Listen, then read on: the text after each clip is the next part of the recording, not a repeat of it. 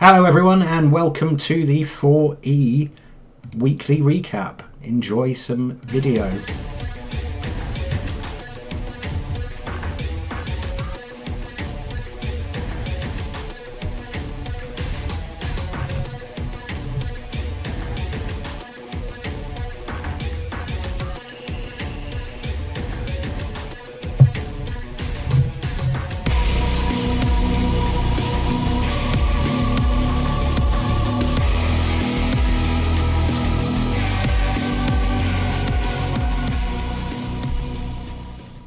I mean, you can certainly tell that I've got too much time on my hands, can't you?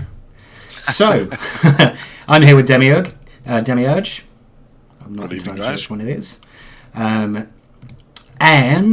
this is the results for the week. It's been quite the week compared to last week. Last week was just the week of the pillow fists, I think I called it, and I think that was accurate. This is pretty much exactly the opposite of that. Very violent. Really violent. It's also, there's been quite a number of draws this week, so we're not really seeing a clear favourite racing away with it, although a couple of teams did perform particularly well and have jumped out to an early lead. It's still early days. Hello Rugbart, welcome. There's no big upset in the results of this week, I think. Yeah, I would agree with that. That is certainly the case. So I guess what we'll do is we'll talk very quickly about the matches and we can look at the teams as we go, discuss their advancement and whether they've lost any players along the way as well. So starting with the biggest scoreline, the Darkside Powerboys versus the Vondage Verodas. I've got to say, watching this, I felt so sorry for Prozineski. That was a drubbing. The Vondage Verodas could not seem to get anything going, and practically every time one of the elves went down, they went off the field. It was a demolition, especially in regards to the Darkside Powerboys fouling Hobgoblin, Plato, who just rinsed them. Like I think I lost count around 5. It was like 4 injuries, 2 knockouts and a death caused by 1 Hobgoblin. 6 badly hurts and 1 kill. Yeah, there you go. 6 badly hurts and 1 kill, which is just insanity. To be honest, it was Chaos Dwarfs doing what Chaos Dwarfs do best. Oh yeah, they just stomped all over the Verodas, and the Verodas just could not get anything going for love nor money. So yeah, in terms of statistics, Powerboys had the ball for 62% of it. The Verodas didn't actually have the ball at any point in the in the Powerboys half, which kind of says it all to a certain degree. And yeah, it was just I was watching it just going, this is the kind of game that would just make me want to snap my keyboard in half and stop playing. I don't know about you. Well, I would chuck it up as saying it's Blood Bowl. It's one of those games that every coach is going to run into at some point, where nothing you do works. Mm-hmm. I mean, you just can't get a leg up. Nuffle hates you that evening. Yeah, absolutely. I mean, the SPP kind of tells the story there. You've got a whole bunch of SPP on the Powerboys, and then just 2 passes for the Verodas, which is kind of nasty. So I guess not much to say there until we get to the highlights reel. Beyond commiserations to Prozineski, and hopefully he can bounce back from this. And the Powerboys are looking pretty spooky at the moment. We will take a quick look at the teams and how well they've developed, I guess. That seems to be the most sensible thing to do. So we'll start with the Verodas. Let me just sort this out so that we can see the Verodas on the screen here. They had one skill up, but it was the lineman soap picker. Mm-hmm. The coach has not decided to do any level up as of yet. What would you suggest that he's going to pick up there, do you think? Yeah, that's actually a good question. Because since it's a lineman and it's probably a line of scrimmage guy, I would have actually not taken wrestle, I would have taken block as a start, and then I'd taken dodge. So you would have a blotcher on the line. Yeah, I would agree there. Although I can see the merits in going for wrestle as well. So we could well see a wrestle dodge there. Just gives it a little bit more possibility of sacking the ball using that particular lineman. Maybe Rackle coming out. Already got wrestle, Hugh. It's the wrestle lineman who leveled up. He hasn't taken the level yet. So yeah, I mean it was a nasty one. As you can see, if you were paying attention last week, the star of the clip involving the Vrodas last week is now no longer on the team, as unfortunately Sister Glory Hole bought the farm. You will see that later, I promise. Yeah, so they're going to have to do a little bit of rebuilding. I think in terms of cash, though, they have enough to replace the Witch Elf straight off. But as a team in general, if you look at the other teams, they're still not, even though they got a massive whooping this week, they're still not bad off. Oh yeah, absolutely. They're not a team that's been destroyed so much as they just got destroyed in this game. The only downside is that they're playing in a league with a lot of tackle.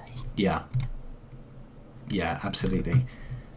So it is kind of a question as to if they can build back up without that tackle coming into play and smacking them all over the place. I think Rugbot says all of a sudden he's not looking forward to meeting those chorfs on the last day of the season. I would be very surprised if you were, in fact, looking forward to meeting those chorfs on the last day of the season, to be quite honest. There may have been a slight pop on the internet on my end here, Hugh, because apparently my stream was interrupted as it's just popped up the Stream Elements message again. But yeah, so we'll see how Prozinecki bounces back from this one and whether he does. We'll talk about his next fixture a bit later on, and we'll skip along to the Chorfs who did the battering.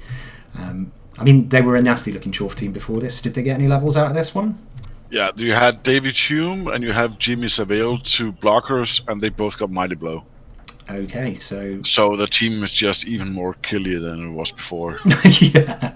So two more Mighty Blowing blockers, one of whom is, as you can see here, named basically as a hate sink. I'm going to assume that the whole point of him being called that is so that people will concentrate on punching him. So in my opinion, I would have gone for guard before Mighty Blow. I know that with Mighty Blow you rack up more SPP, but they're slow, so guard is everything in a Chaos Dwarf team. But I think as it is now, he only has 2 guard pieces.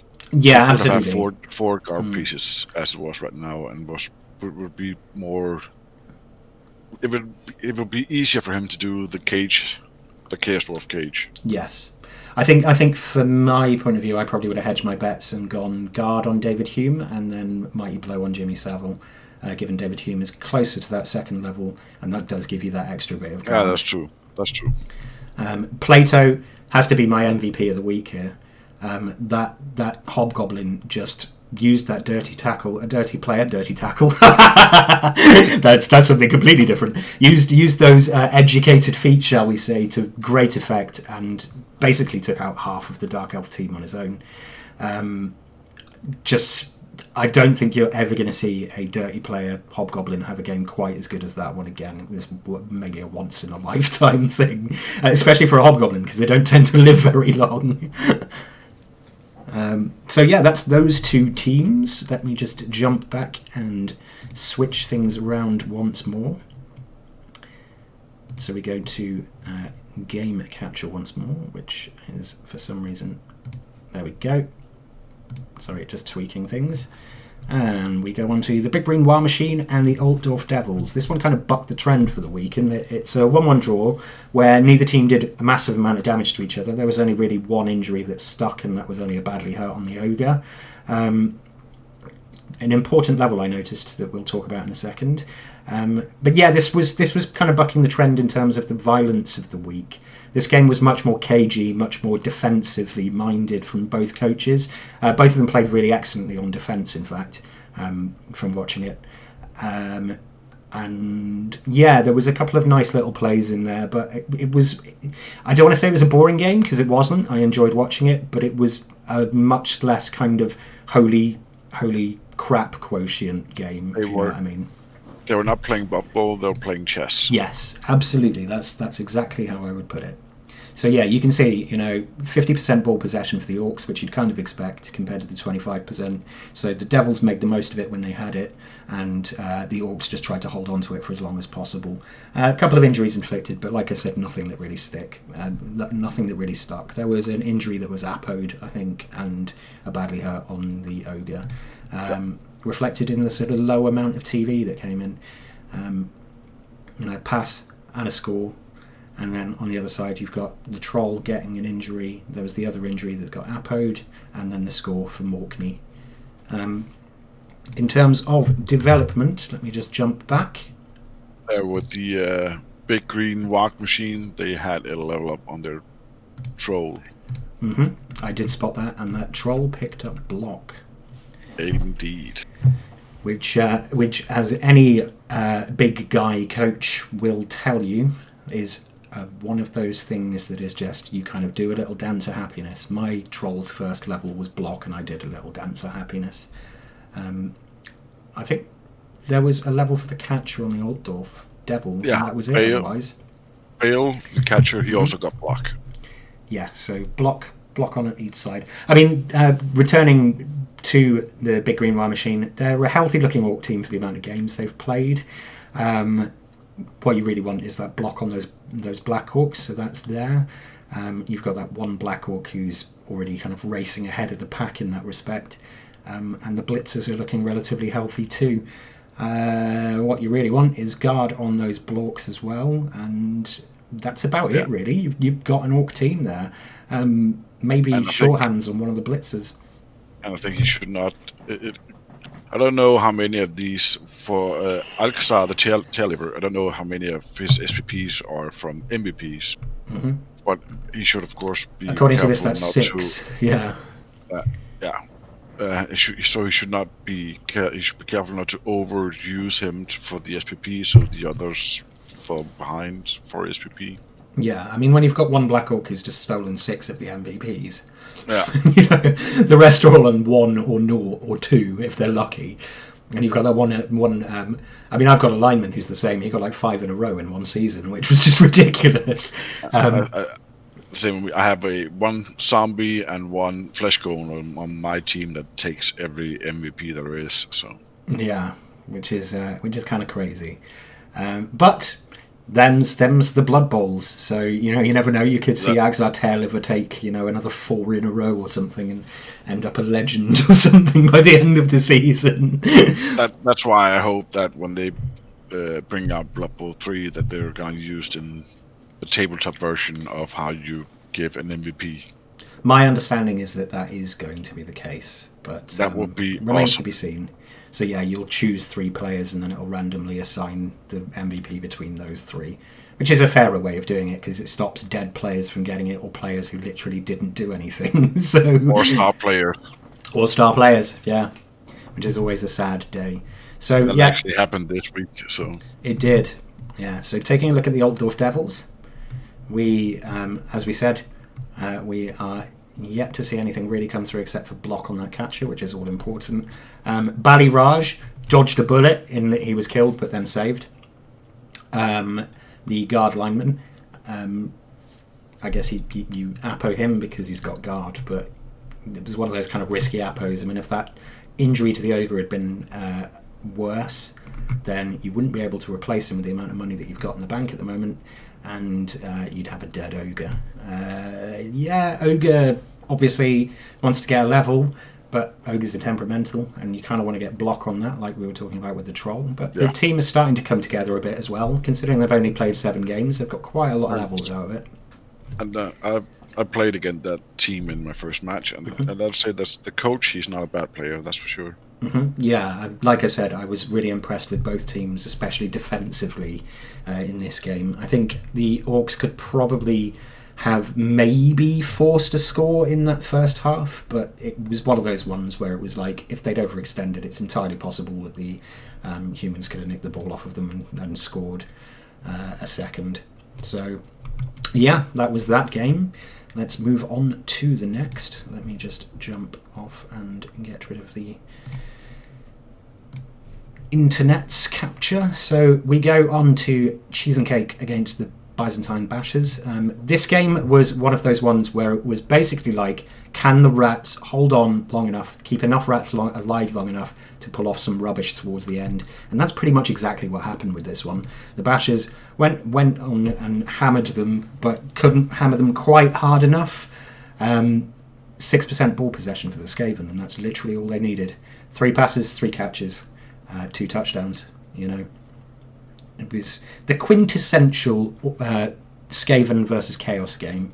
You can see it from the SPP here. There's a few here and thereabouts, and of course we were just saying, you know, star player got the MVP, and that would have been Glart. Snab at the Beastman and get sacked, getting the lion's share of the SPP on the Bashers team. In fact, all of the SPP on the Bashers side, and then it kind of being distributed a little bit all over the place.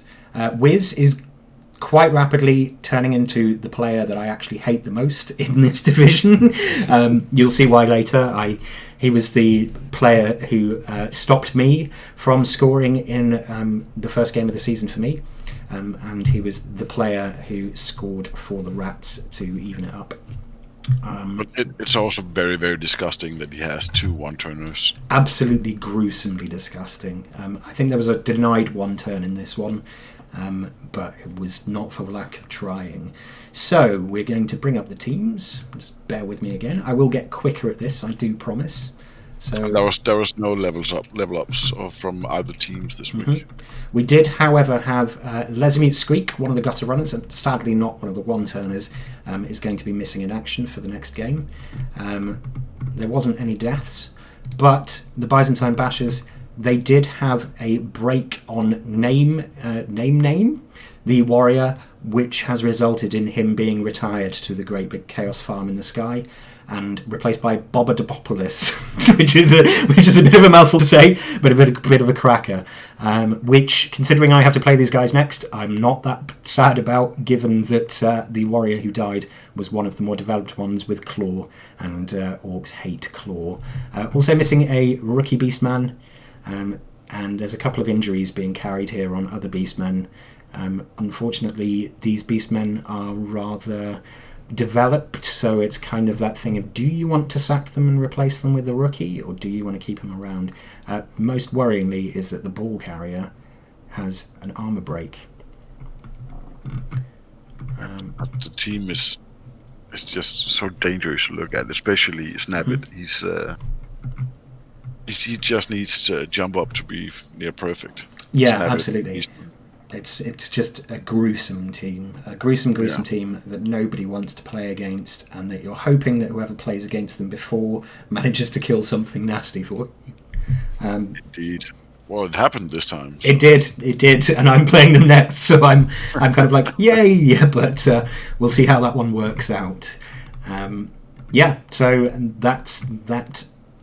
Let's jump back to the next game, which is the Necromantics versus the Horror All-Stars. We have one of the coaches in question with us. I really enjoyed watching this game, actually. It was there was like a very weird game to play. It was. It seemed really swingy. It just sort of went all over the place. And there were points where it was just like every dice seemed to be coming up a POW, and every POW seemed to be coming up a removal. And then there were points where it was just people shoving each other around. Herbert West, the flesh golem, with dodge and stand firm. He was the player of the match because I know, yeah. He refused to move. He refused to move for about 4 turns, despite being surrounded on all sides, and just having people hammer away at him. And in the end, you can argue that to a certain extent, him doing that meant that there was a ball carrier blitz attempt at him that placed him right next to the piling on. That placed the wolf right next to the piling on white. So it's just a strange one.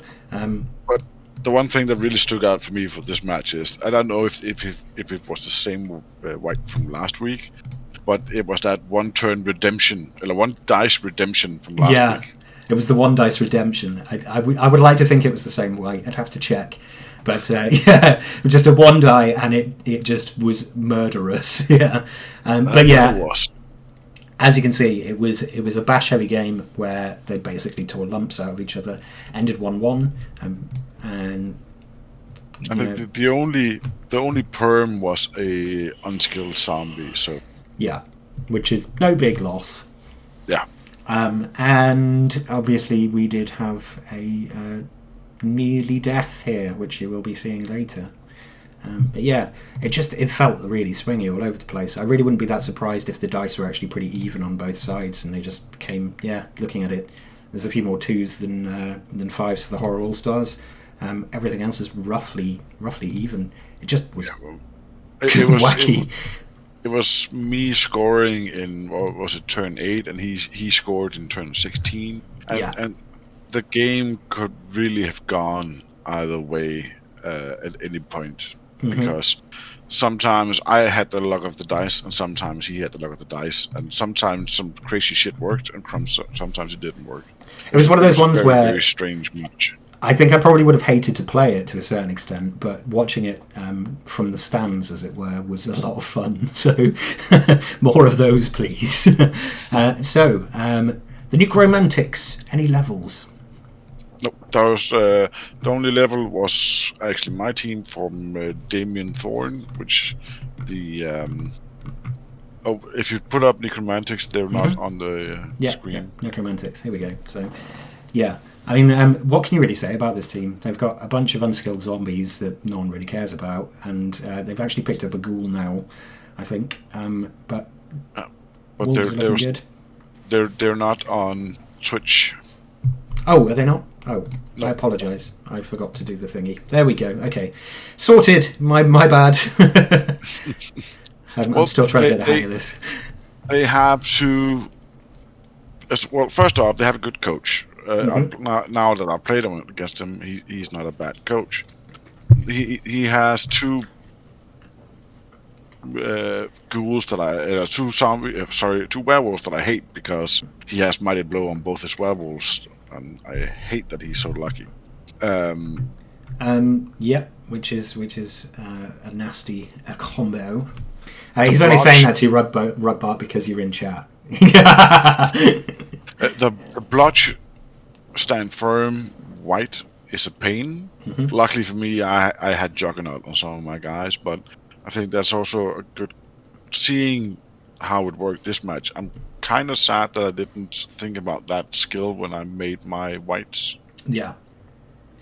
But yeah, that's, as you said, there's a lot of unskilled zombies, and as well as with the flesh golems, but flesh golems are a pain to level up. Yeah, indeed. And I mean, we're one SPP away from Plutonium Earth getting that all-important level.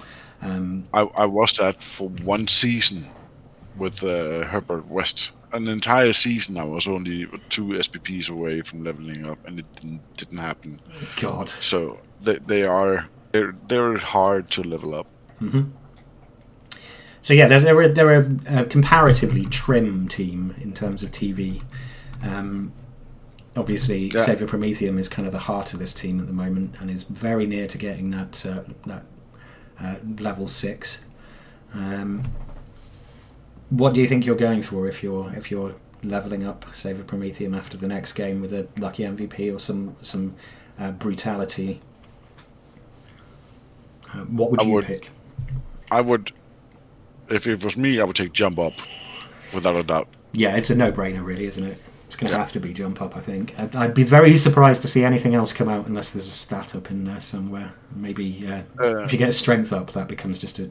Yeah, but that's Strength Up. That's the only stat up I would take, because I would not take a Movement Up, because you're so fast, but the rest of your guys are so slow that you'll just be alone in their back end. Yeah. Armor value, who cares if it's armor value 8 or 9. Agility 5, No. It will only be a stat up because else he's get too bloated. I would rather take jump up over ag5 or movement 9. I'd agree. I think movement 9 is a bit of a trap because it just means that you're going to send him off herring somewhere and he's going to get jumped on. Yeah. So it's a team that's developing nicely after playing sort of 20 odd games, nearly 20 games. Obviously losing a werewolf at some point as well. And in terms of your team, you said you got one level. Damien Thorne, the ghoul. Damien Thorne, the ghoul. He got he got sidestep. Okay, fabulous. I was debating about jump up or sidestep because if I took jump up, then he would always be a scoring threat. Mm-hmm. But taking sidestep, then I can actually use the sidelines and don't have to worry about getting pushed into the crowd. It's a great skill for ball carriers, just for that reason, really. Purely for that reason, especially because the only real counters for it are not that common. So Herbert West is probably getting he's probably getting some sort of a very fancy massage at the moment for such a heroic performance. Yeah, but now talking about MVPs, right? If you look at Frankenfurter, he's stolen 11 MVPs. Oh god, yeah. And then you've got a zombie that's stolen 9 as well. So 20 MVPs between 2 players is absolutely absurd. It's so horrible. Yeah. So yeah, I guess in terms of development, not much really along there. Just everyone creeping up into range of getting next levels. Got 1, 2, 3. Not 3. Sorry. 1, 2, 3. Yeah, 3 players who could level up next time round. Poor GMAN is saying that this season was supposed to be a rebuild for him, but looking at these teams, there might not be any of his Zons left by the end of the season. Considering what happened to you in your game, yeah, that's a possibility. That was quite some brutality going on in that one as well. Par for the course, really, in terms of this week. I'm sure there's going to be some coaches next week hoping that the games are a little less brutal, and a few people feeling very lucky that the dice came up with badly hurts more often than anything else. So let's go with the next game. We have Le Fleu versus Umweltschützerinnen, which is the one we were just talking about, where GMAN is concerned. This again was a bit of a battering. Le Fleu. I'm going to call them Le Fleu because my French is terrible. Le Fleur? Le Fleur, that'll do. Yeah, Le Fleur. Yeah, that's right. Yeah, I did mean to ask. I'm not sure about it. It's just me. It's the flu, I think. So I think that's the translation. But yeah, this was one where watching it in the first half, basically every time the Dark Elves hit the Amazons, or the Amazons failed something and fell over, an Amazon went off the field. It was just savage in that respect, and just watching it was quite clear by sometime through the sometime before the second half, that it was going to be a massively uphill struggle for the Amazons without a lot of luck that just never really seemed to come for them. You got 33 blocks succeeded on the Dark Elf side, 3 KOs and 5 injuries from that. That's nearly 1 in every 3.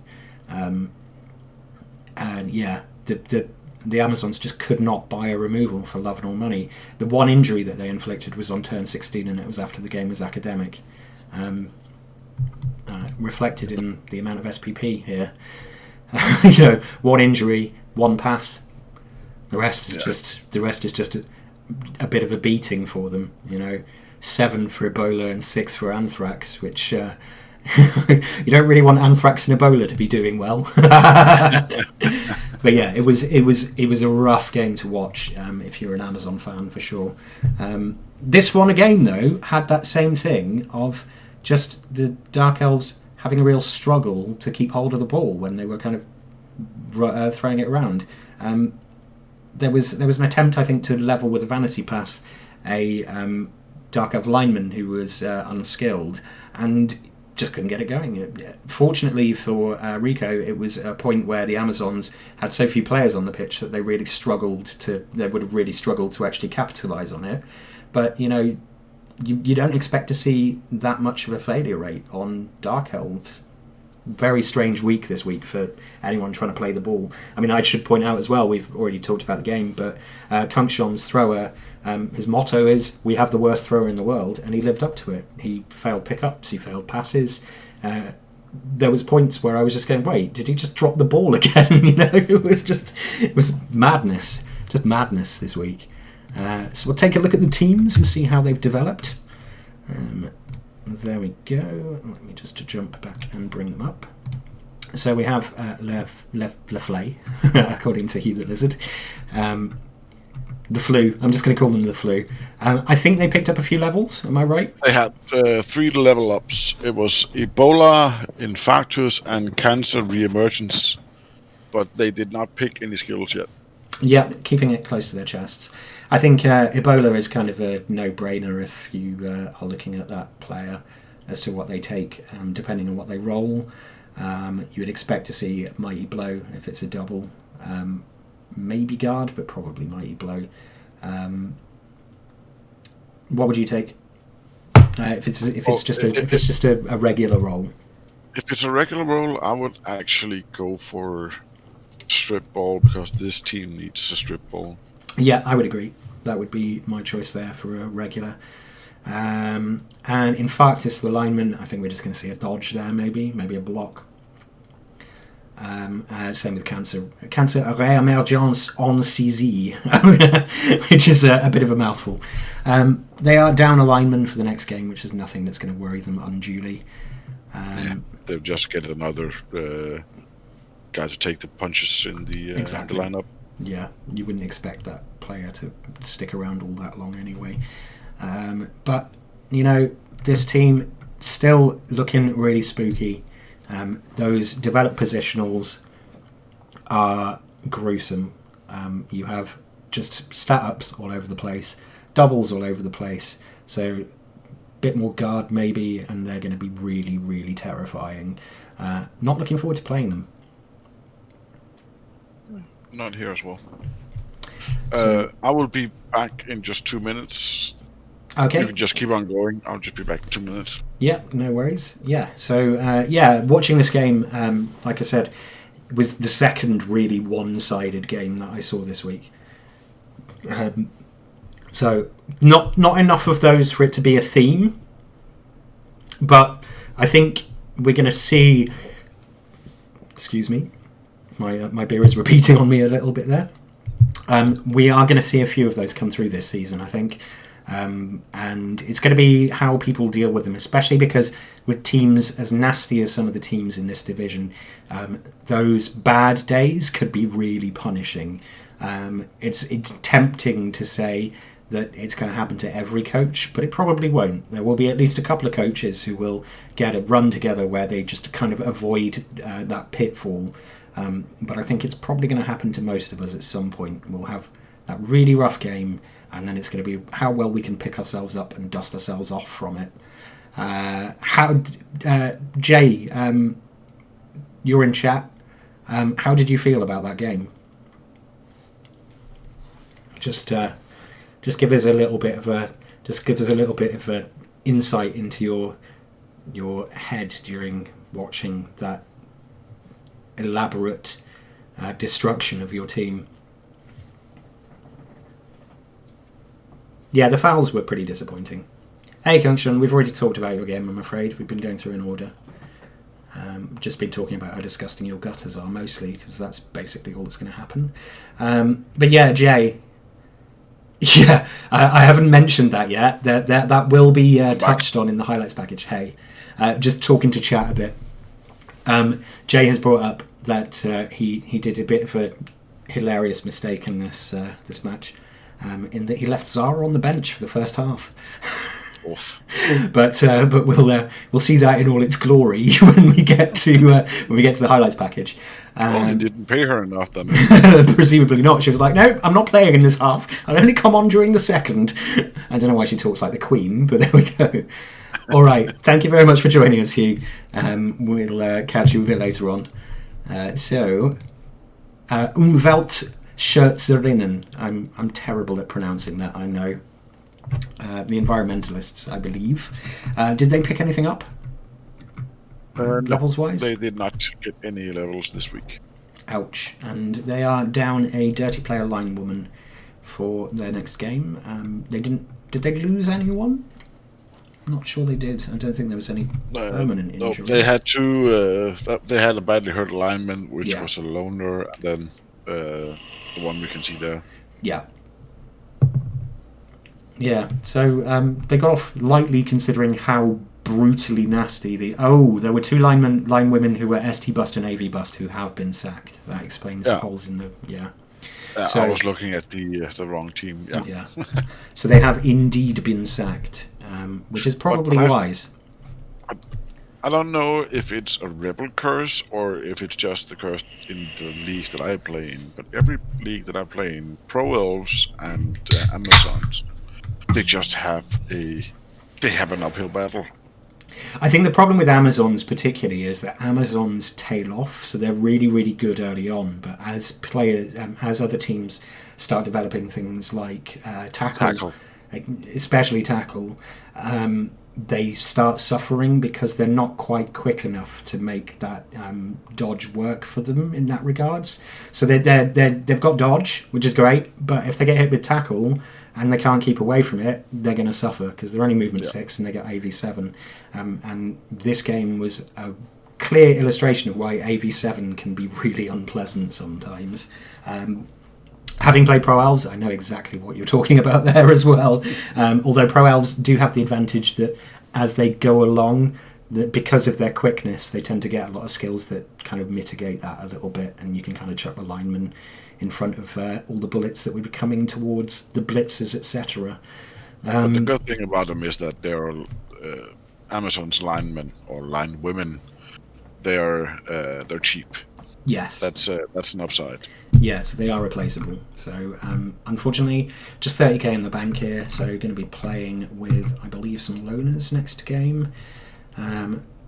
So there's only 9 players and one of them's out. So there's going to be a bunch of loners. But in a way, that's not necessarily the worst thing ever, because it means that your normal players can't get hurt. So, or are less likely to get hurt. They can get hurt. They just might not. It might be the loners that eat all the horrible boots and fists coming their way. We'll look at their next game and see whether we fancy their chances soon.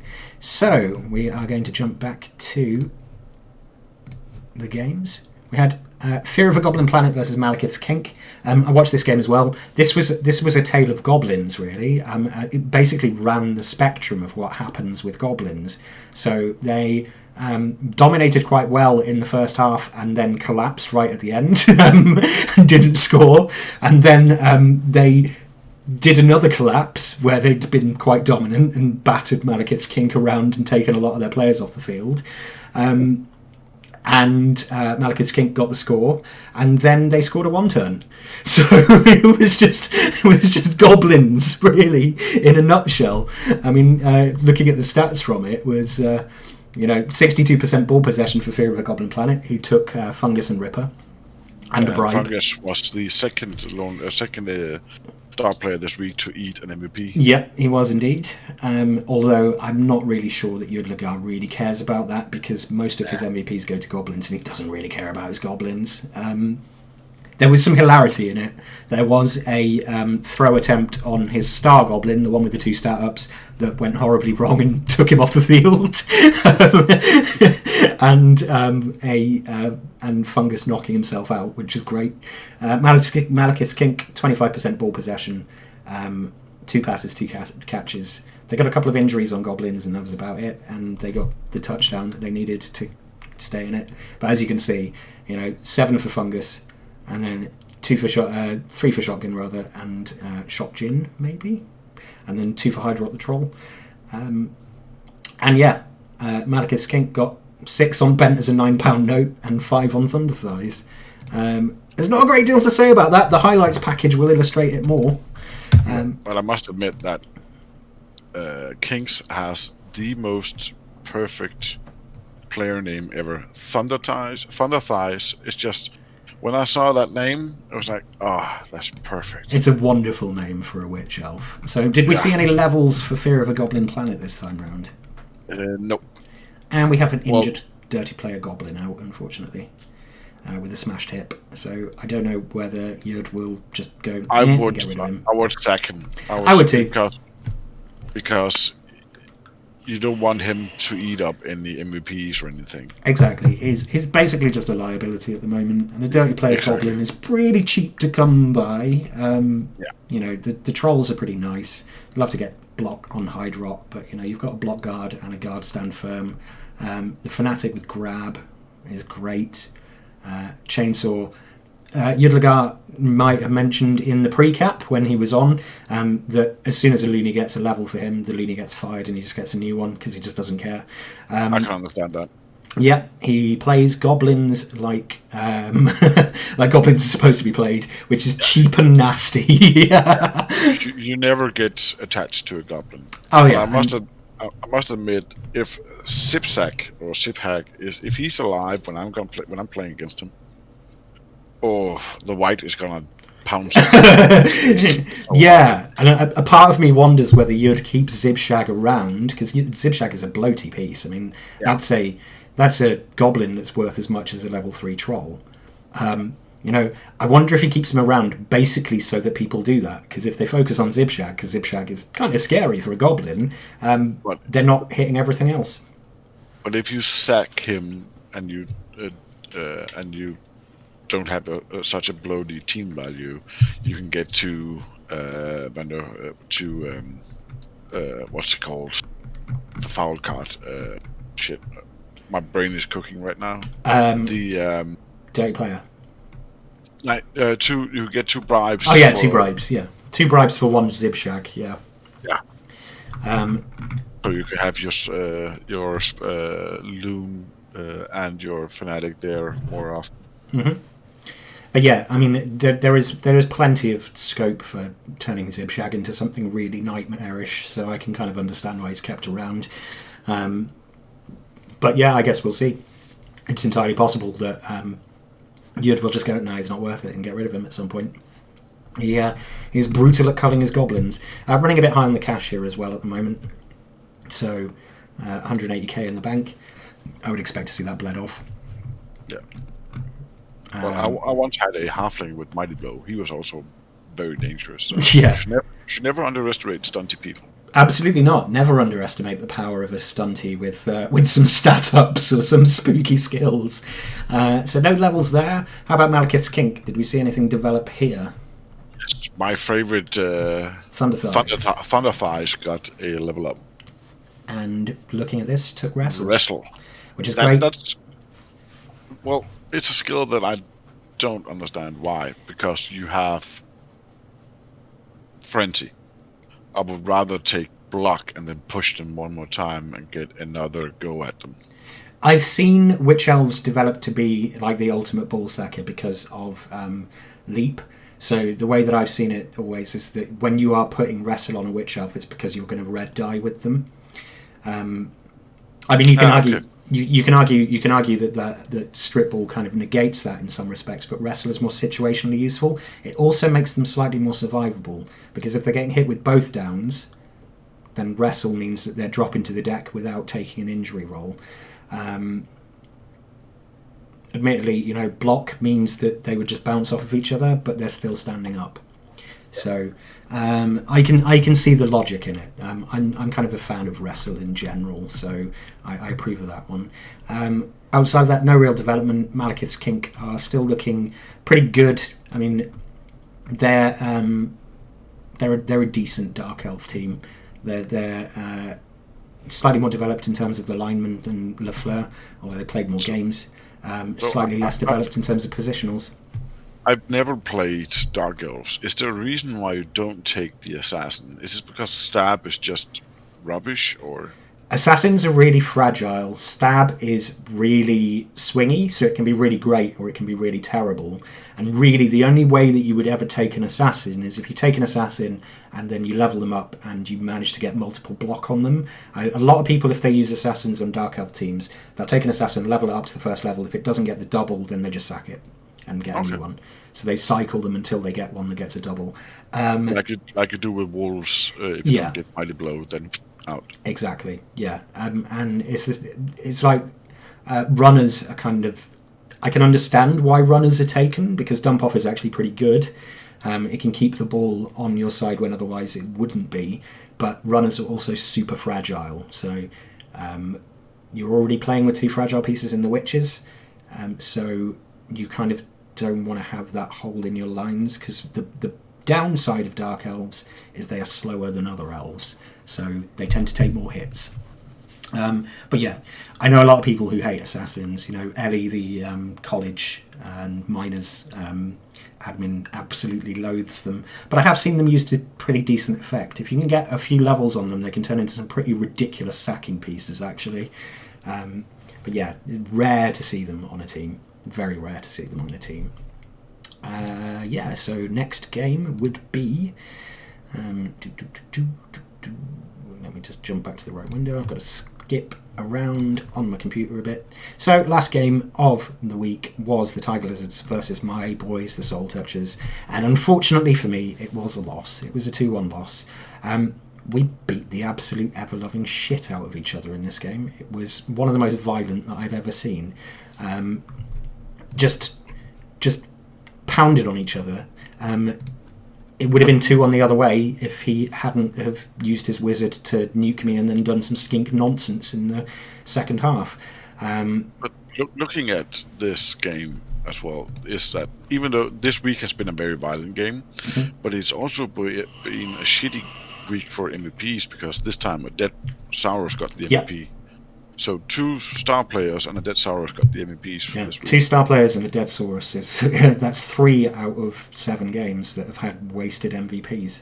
But yeah, you can see from this 44 blocks, 1 KO, 5 injuries and 2 kills, and 40 blocks, 1 KO and 5 injuries. So we absolutely demolished each other in this game. It just got ridiculous, to the extent that the highlights package for this game is basically just every removal in this game set to some metal. So I'm sure everyone will enjoy that. But yeah, it was crazy. Props to Q for keeping going, because there was points where I was just like, I just want to run all my players away and hide in the corner, because you know I got a niggled block out of this one. But yeah, so we'll take a look at the teams. We can talk about development there. There was some changes in this one, obviously.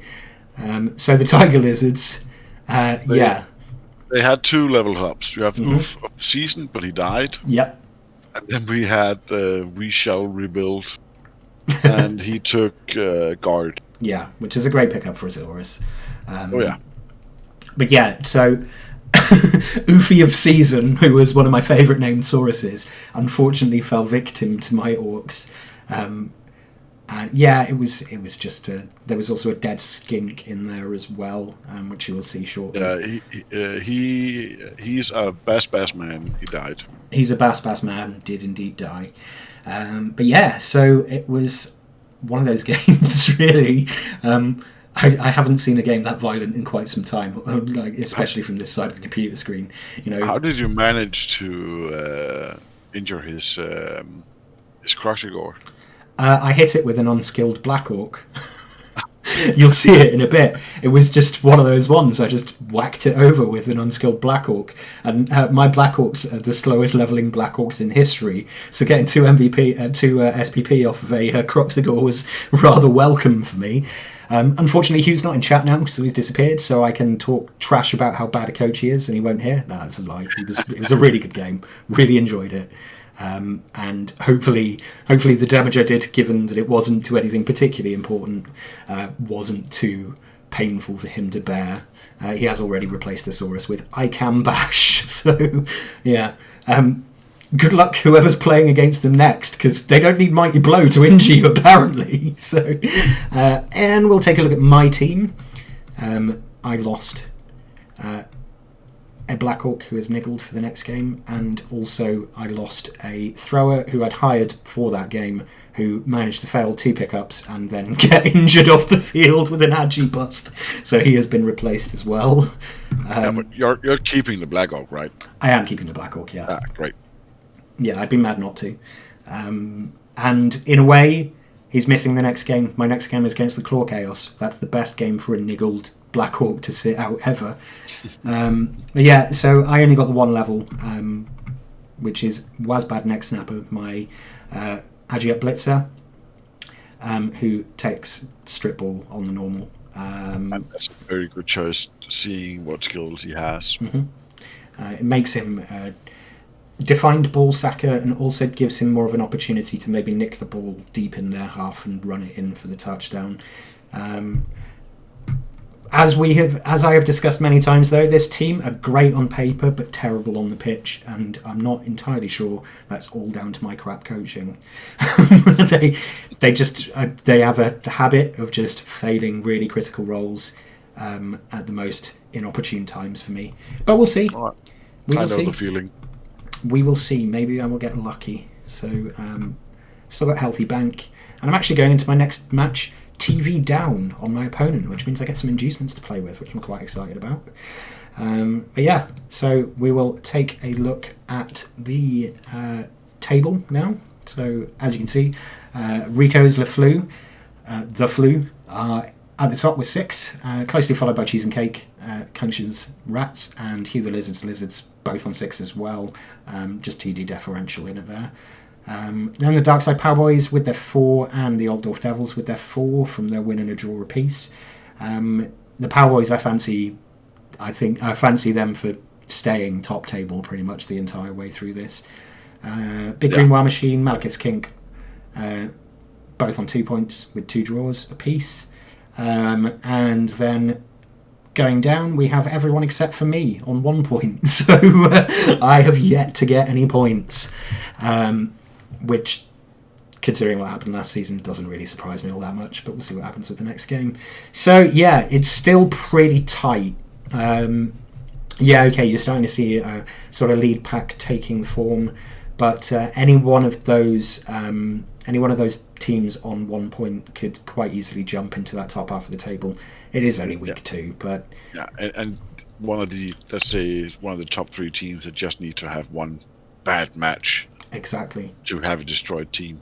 Yeah, exactly. And when we're talking about a Skaven team, it's entirely possible that will happen. Same with the Dark Elf team. They lose a couple of key positionals. It'll take them a while to recover. The Lizards, as we have demonstrated, can be a little squishy at times. And the Chaos Dwarfs. The Chaos Dwarfs, all they really need to do is just get styled on a little bit. Get a bit unlucky with some of the removals against them. And they could well suffer some pretty hefty defeats. It's shaping up to be an interesting season. I think we'll have some more clear idea of where things are going to end up to a degree, maybe week 5, I would say. Everyone seems pretty tight and jockeying for position at the moment. I guess the last thing to do then, before we do the inevitable highlights package, is to take a look at next week's matches. So let me just bring that up on my screen, and we'll go through those and discuss them. So we start with the Unweltschutzerinnen. I'm pretty sure that's how it is. The Environmentalists versus the Vondage Throwers. So this is Amazons versus Dark Elves. Given what happened last time, the Amazons face the Dark Elves. JCan's probably not looking forward to this too much. But both teams, in a way, this is kind of good for them because both of them took a bit of a battering this week, and this is a chance for them to get back on the horse that kicked them. My prediction is that the Germans are actually going to win this one. Okay, so that's fence sitting at its finest, I think. There's such a big TV difference, and if they're taking a wizard, I actually think it's gonna be a 1-0 to the Germans. Okay, yeah, I think that's fair. I'm gonna go with I'm going to go with a draw on this one. I'm going to say it's going to be a 1-1. I think both coaches will be smarting a little bit and will probably not take too many risks. I think it'll be a 1-1. Okay, so next we have the Malekith Kink versus the Horror All Stars. I know how that's going to end. How is it going to end? 2-0 to the Kinks. 2-0 to the Kinks? Because if you go in and look at my history against elves in general, just I don't think I have won over elves. I have never broken the Necro versus Elf code because elves can do some elven bullshit. Pardon my French, but elves only need 3 players on the pitch to win. They do indeed. So yeah, I'm gonna say 2-0 to the Kinks. I think it's going to be a case of. I think it'll be 2-0 to the Kinks if your early removals aren't there. If the early removals are there, you may well have a chance at it. But yeah, I think this probably favours the Kink. So yeah, I'll agree with you there, but with an asterisk. Next game, I don't make predictions about my own games, so it is the Soul Touchers versus the Byzantine Bashers. What do you think is going to happen? That's going to be a draw, and I think it's going to be a very, very either this game can go 2 ways. Either it's going to be one of the most violent games in Blood Bowl history. Both of you have pillow fists, and it's just humping the ball in the middle. So I think it's going to be a draw. Okay, yeah, that sounds like a good prediction to me. Like I said, I don't predict my games. I'm inclined to think that it's probably going to be the former rather than the latter in terms of the level of violence, but we'll see. You never know. So next we have the Tiger Lizards versus the Altdorf Devils. I actually fancy the Devils for this one. I think the Lizards, while they had quite a bloody outing this week, I think the Devils might just sneak this. I think it's going to be the Lizards because the Devils so far has been up against Strength 3 teams. Mm-hmm. So they have been able to push past them. Now they're up against Strength 4 teams with 6 Strength 4 players. And I think they're going to be locked in by the Lizards. And I actually think the Lizards are going to win 1-0, maybe 2-0. It's a good prediction. I'm going to go 2-1 Devils with some last-minute human ingenuity to get that to that second score. I know the Lizards are massively overstrengthed compared to the Devils. I don't know. The Lizards should take it, but I'm biased towards human teams because I love playing as humans. So, so I'm just going to go humans just for that pure fact. We have Fear of a Goblin Planet versus the Darkside Powboys. That's the Goblins versus the Chorfs. So, the Chorfs are going to take it due to tackle. I think the Chorfs are going to take it, but it's always hard to call anything that involves goblins because goblins can just turn into the unholy mincing machine of doom, or they can just fall apart. And Yudlagar's goblins are kind of the exemplars of that. They either do brilliantly or they just fall apart all over the place. But yeah, I think that's going to be a Chorf victory. Quite possibly a fairly comprehensive one. Might be like 2-0, 3-0. Yeah, Powerboys go marching on for that one for me. I fear for Yudlagar as well, Rugbart. LeFleur versus the Big Green War Machine. I think this has got to be LeFleur for me. Yep, same here. I don't think Big Green War Machine are quite there in terms of development in giving them the ability to stop LeFleur. I just can't see it happening. I think LeFleur are just going to go marching on there as well. I'm going to say 2-0. Same here. Was that sorry? I think we lost you a little bit there. Was that? Yeah, I agree. I completely agree. But I'm actually gonna say it's gonna be 3-0. Okay, so slightly more brutal of a victory than I predict.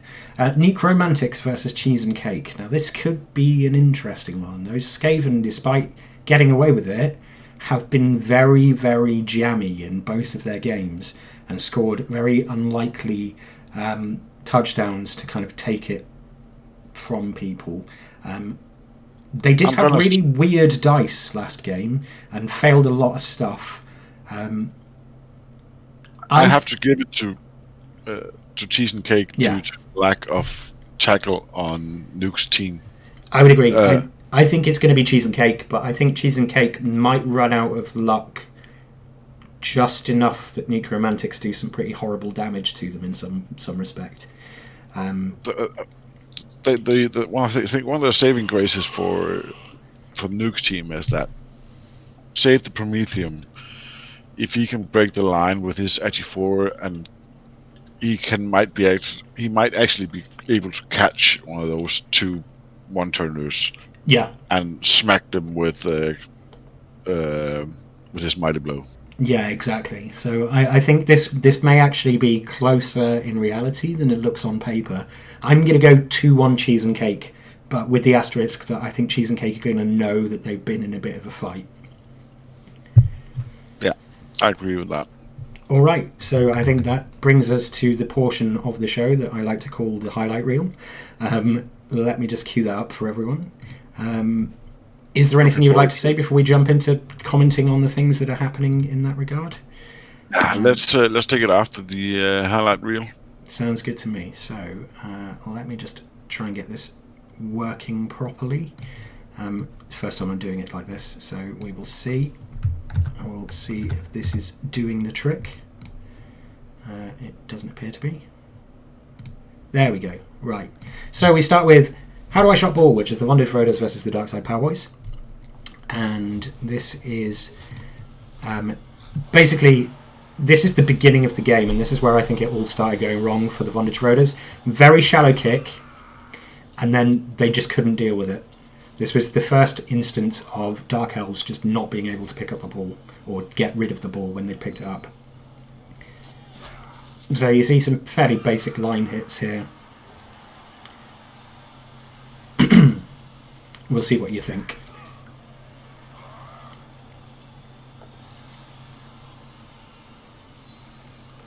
But yeah, it was not the Roder's day. Let's just put it like that.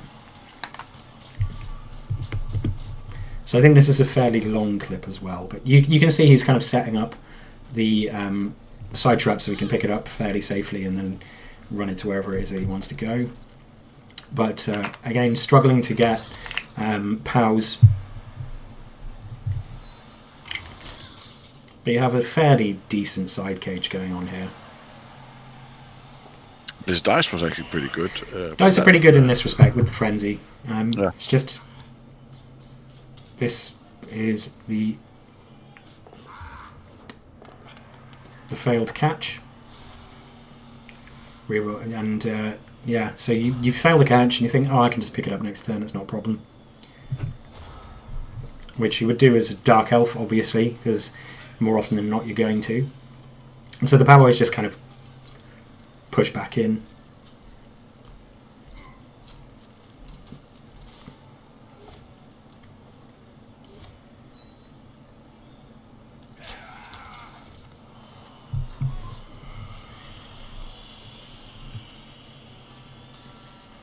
And you can kind of see them spilling forward a little bit, put some pressure on the ball, running off to deal with Sister Glory Hole.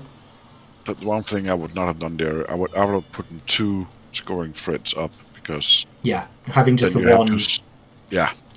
Because with 2 you need to focus at least 2 of your own people against these 2. This is Plato's first scalp of the day, and it's a rather good Dark Elf player. It's nasty. Plato was just absolutely on fire. It was, I would say, inhuman, but they're not humans. They are hobgoblins, so that doesn't really work. But yeah, this is where it just kind of started to unravel for me for the Bondage Roaders. You get the frenzy hits in, which is great, but the ball is so far away from where you're kind of doing things there that if anything goes wrong here, you're kind of in trouble. And you'd think, oh, I'm going to pass it to the Agi guy. That's great. Works. You hand it off. And then 1 on the pass. And snakes it. So it's a 2+ pass, and you've just snaked it and put it right next to the bull centaur. And from there, it just kind of unravelled. That's one of those days we just want to stay in bed. Yeah, exactly. You're just like, what is even going on? And we have a kill in this game. So we can enjoy Plato doing what Plato does best. I thought he was a philosopher. Apparently he's just liked kicking people in the dangly bits or the sensitive bits. So, yeah, here we go.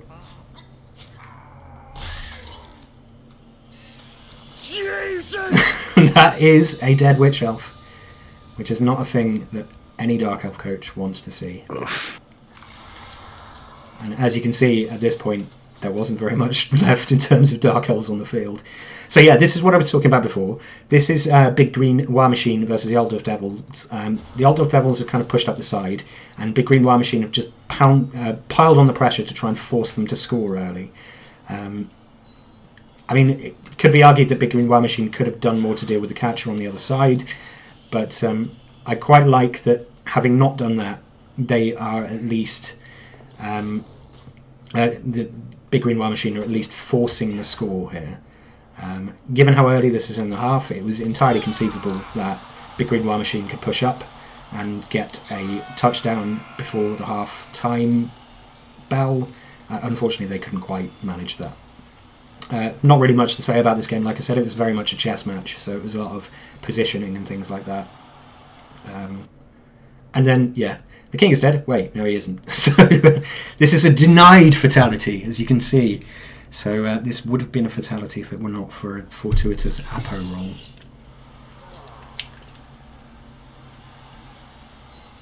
Pretty much just a straight line punch. And there we go. But he is fine. He walked off. It's all good. So now this is Wiz. This is why he's rapidly becoming one of my least favourite players in the division. Cheese and Cake versus the Byzantine Bashers. This is... Kungshan makes quite a mistake here to start this off, and then being Skaven gets away with it. So rather than take the score with the Gutter Runner up on the top of the line, he's tried to dodge the other Gutter away to try and stall it. Snakes the dodge.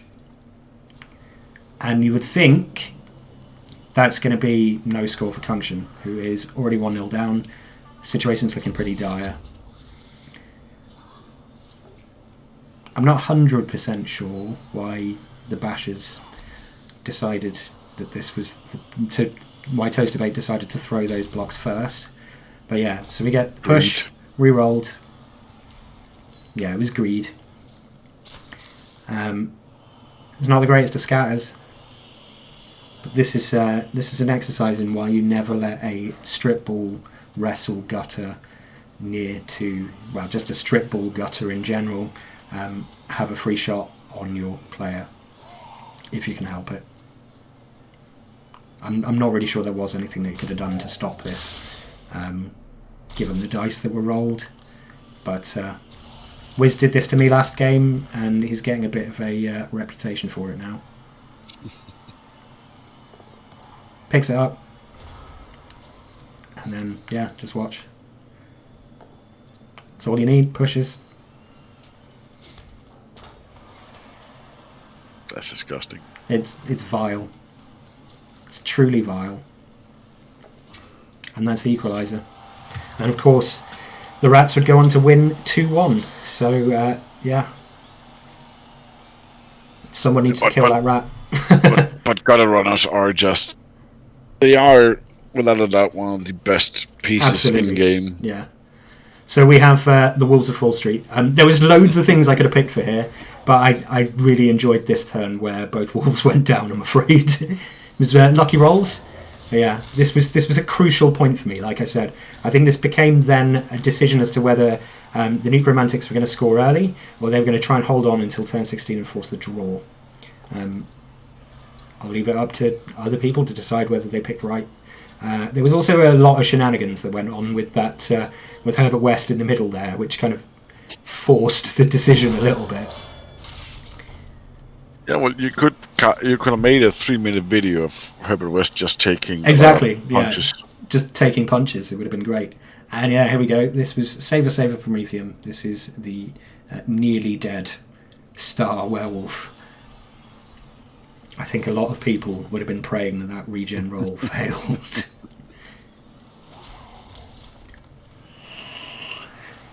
But yeah, this is, I think, the redemption of that white, Sean Riley. Or near enough the redemption, anyway. Yeah. It's a great piling on animation as well. This is what you call squeaky bum time as a football fan. And then, nope, he's fine. It's all good. Fatal attrition. I put unnecessary accents on everything here. I'm sorry, Rugbart. He's got PTSD. This is Lefleur versus Unvelcher. Why would you do this? Put Zara on the sideline. So this, for me, is the crucial turning point. This is where the Amazons just ran out of players altogether.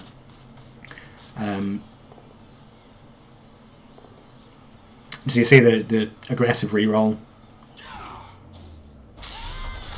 And it's a break on the star player who goes off the field. And from here, if you are GMAN, you are probably thinking, I don't think I'm winning this.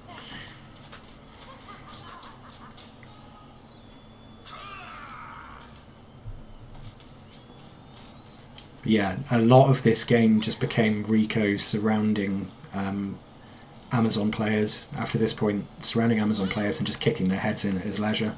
It was a bit of a demolition. And this especially was the crucial point. Double one dice skull, turns it over. There's nowhere for you to go. I hate when that happens. Yeah.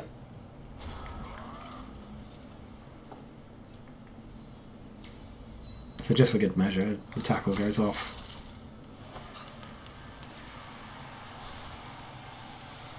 No need to re-roll that.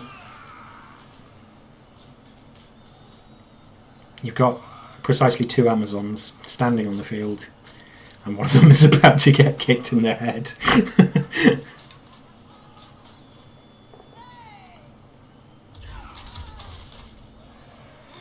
And there we are. So this was what I thought was Yudlagar's finest moment in this game. Stall or no stalling. So Malekith's Kink have the ball, and they are by the touchline. It's turn 14. Be turn 15 for Malekith's Kink next. So they've clearly tried to stall it out so they can get the victory. And this is basically goblins being goblins. Never give a stunty and in. Fails the GFI. Fails the GFI.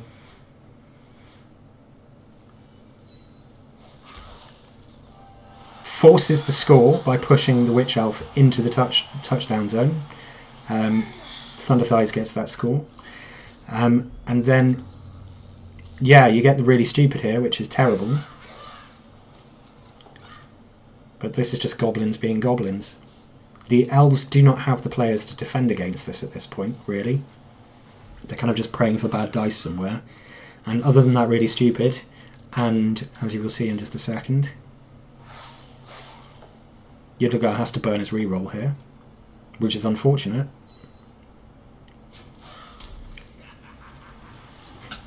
But we get a delicious troll on goblin action.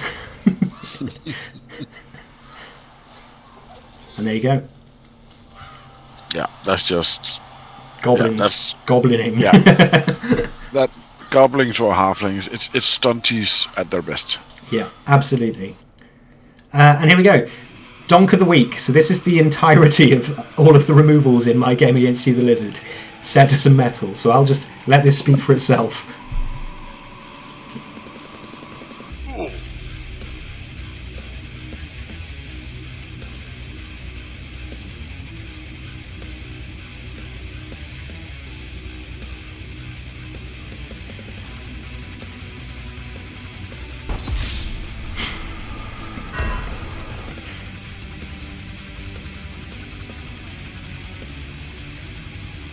But yeah, this game was just a bloodfest.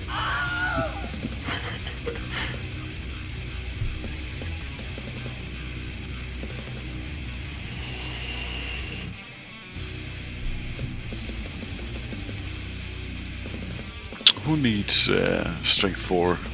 Yeah. Or who needs mighty blow? Yeah, it just didn't need it.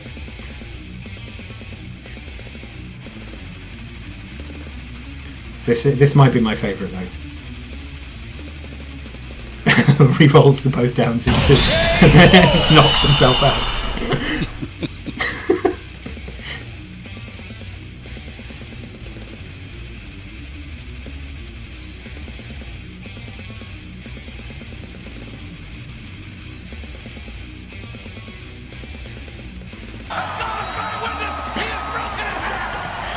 So yeah, this was a litany of pain. Kungshan still says that I should have bought a goblin. Maybe. Maybe. Fatality. That is Ufi of Season Dead.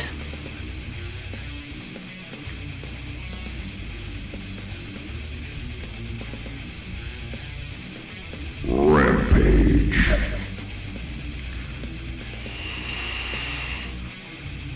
Yes, I did put silly sound effects over everything as well. I apologise for that. It is really amazing to see how many injuries there was on both sides of the game. It's just been crazy. It was a crazy game. Pain is the cleanser! Pain is the cleanser!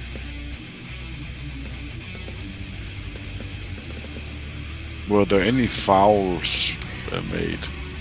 I think not, actually. I don't think there was time for fouls, to be quite honest. My dirty player got knocked out without. I think he may have fouled someone and done nothing. But yeah, just they weren't necessary. Yeah, and of course you don't have the people left on the pitch to actually do a foul. We're nearly at the end of the ridiculous list of kills and injuries and various other things.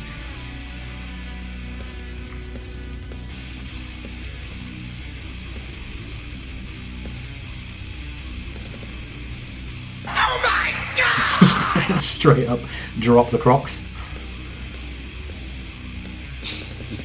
And then just to end with, this was practically the last block of the game. Bit of revenge. Nice. So yeah, we absolutely kicked the crap out of each other's teams. It was quite the experience, it must be said. So that one donk of the week, although as I've said before, MVP for this week has to go to our friend Plato the Hobgoblin. I think that's about it. Is there anything you would like to add, Demiurg? I think it was a well, my match against Rockbart was strange as hell, and it seems like everybody, maybe except with the exception of the humans and the orcs, everybody had a strange week. Yeah, a lot of strange things happened.